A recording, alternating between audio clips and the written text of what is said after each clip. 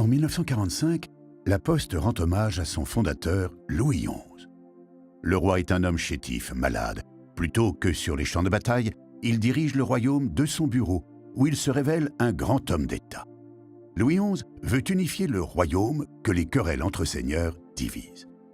En grand stratège, il va donc affaiblir le pouvoir seigneurial en augmentant celui de l'État, qu'il va enrichir grâce aux impôts triplés sous son règne. Dans le même temps, la qualité de vie de ses sujets augmente. L'esprit de nation commence à naître et Louis XI tisse peu à peu sa toile. Il lui reste un dangereux problème à régler et le problème a un nom, Charles le Téméraire. Anciens alliés, Louis XI n'en connaît que mieux l'ambition du duc, dont il trouve le surnom trop bien porté et dont il voudrait bien voir la riche région de Bourgogne rattachée au royaume de France.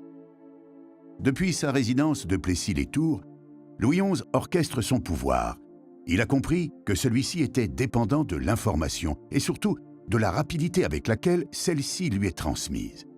Il remet au goût du jour une vieille invention romaine. Sur les routes principales, tous les 30 km, un relais est établi.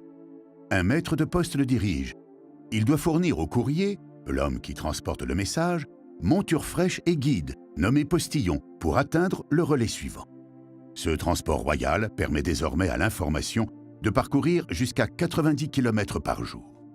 Bientôt, Charles le Téméraire est vaincu par le stratège Louis XI. Nous sommes en 1477. Louis XI vient de créer la poste aux chevaux.